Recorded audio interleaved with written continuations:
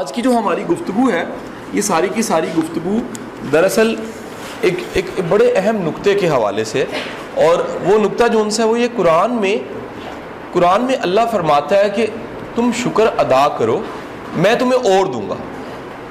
یہ بڑی واضح آیت ہے، اور شکر کے حوالے سے بے شمار قرآن میں احکام، بے شمار رسول اللہ صلی اللہ علیہ وآلہ وسلم کی احادیث ہمیں ملتی ہیں جس میں اللہ کے رسول صلی اللہ علیہ وسلم فرماتے ہیں کہ اللہ جو راضی ہوتا ہے وہ شکر گزار بندے سے زیادہ راضی ہوتا ہے. یہ جو جگہ جگہ احکام ہیں حدیث میں، قرآن میں، کہ آپ شکر ادا کرو میں تمہیں اور دوں گا. میرا سوال آپ سے پہلا یہ ہے کہ اللہ اتنا بڑا وعدہ کر رہا ہے میں اور دوں گا. بے شک خزانوں کا مالک اللہ خود ہے، کائنات کا مالک خود ہے. آج تک اس دنیا پہ جتنے بھی بادشاہ بنے ہیں ان بادشاہوں سے بڑا بادشاہ اللہ خود ہے. سلطانوں سے سب سے بڑا سلطان وہ ہے. وہ قرآن میں کہتا ہے کہ جی میں سلطان نصیرہ ہوں، یعنی سب سے طاقتور سلطان ہوں.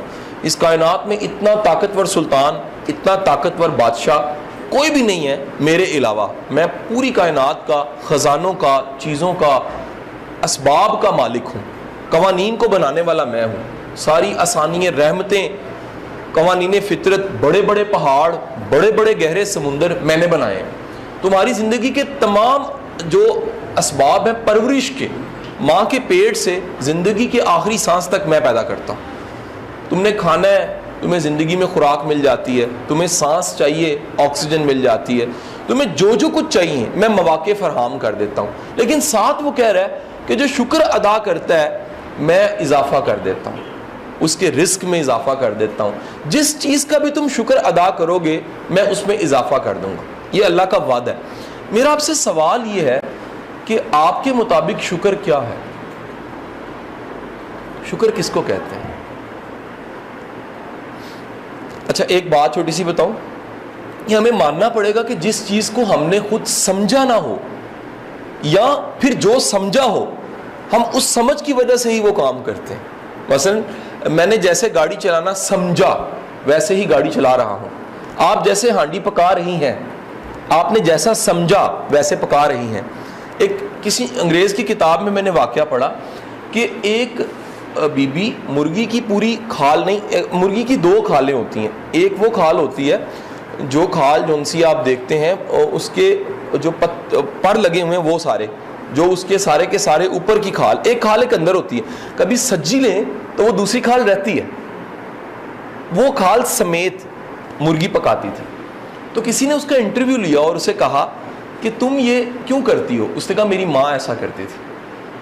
دوبارہ انٹرویو لینے والا پیچھے گیا، ماں کو ڈھونڈا کسی اور ٹاؤن میں، پتہ لگا، ماں سے پوچھا کہ تم ایسا کیوں کرتی تھی؟ اس نے کہا میری ماں ایسا کرتی تھی.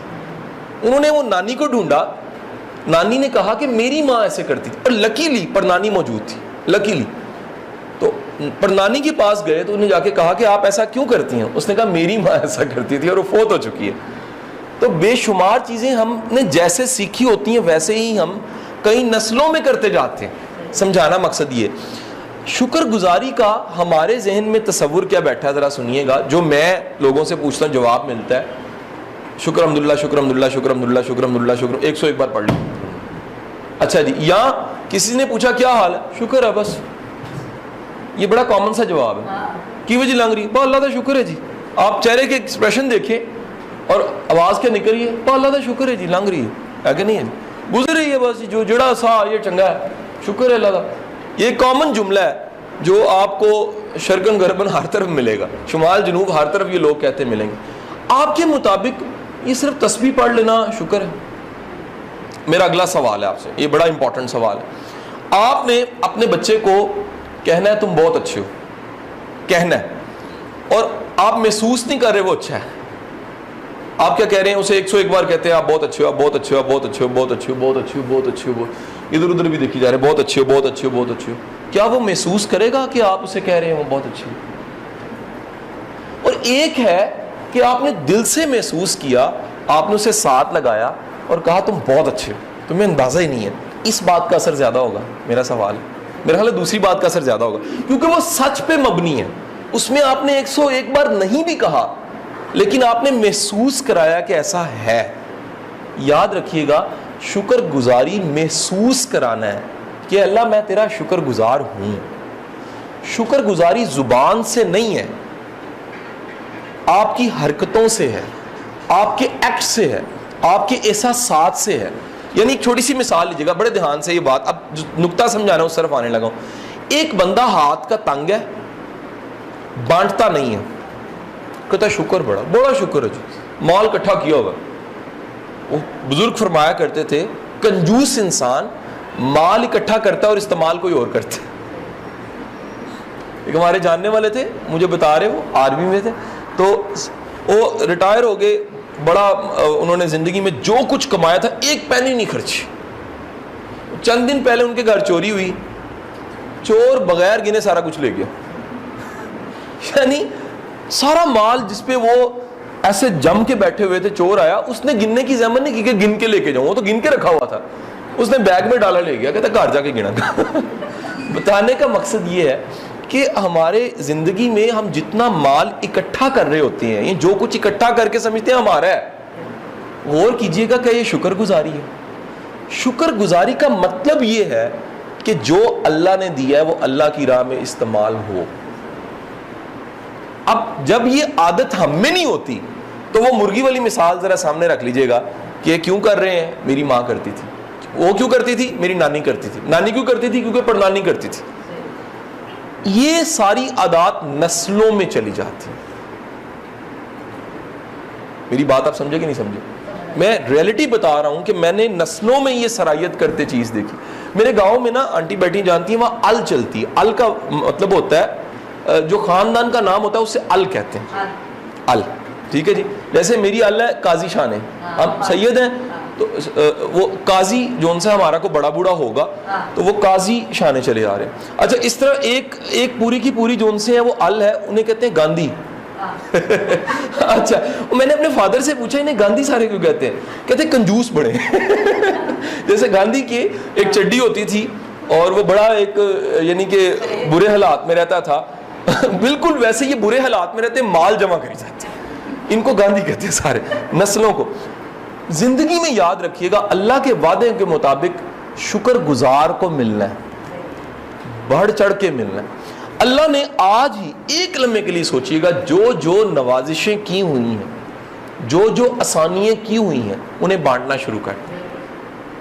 اللہ نے اگر آپ کو پیسہ دیا ہے, اپنے پیسے میں سے تھوڑا سا پیسہ اس کو ضرور دیں جو محروم ہے.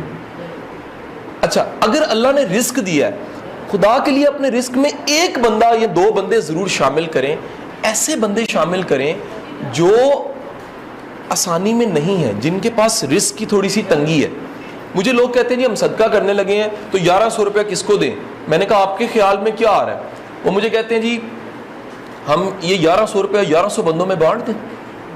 آپ کو سمجھ یہ نہیں, ایک روپیہ.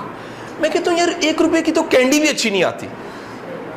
اچھا, میں نہیں کہہ رہا کہ 1100 نہ بانٹو, میں یہ کہنا چاہ رہا ہوں کہ 1100 کسی ایک کو دو تاکہ اس کی ایک ہانڈی تو اچھی پک سکے. بات سمجھ رہی کہ نہیں آئی؟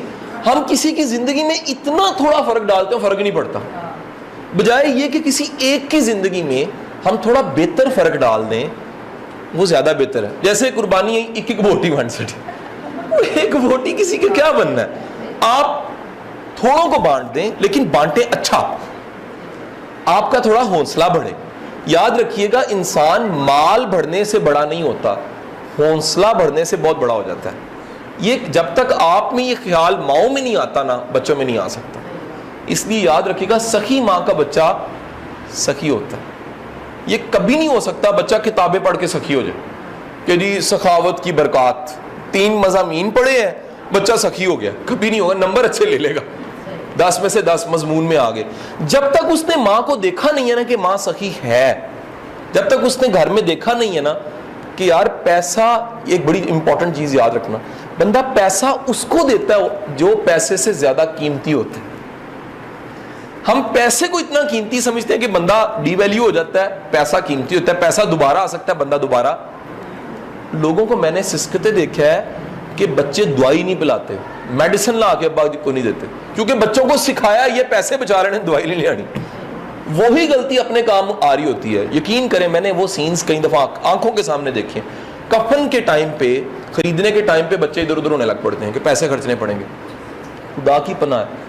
وجہ کیا ہے؟ ساری زندگی بچوں کی تربیت کی نہیں ہے کہ خدا کے بندو یار تھوڑی سی کسی کی مدد کر دینی ہے, کسی کے کام آ جانا ہے. تو جب اپنے کفن کی باری آئی یا اپنی باری آئی تو کیا ہوا؟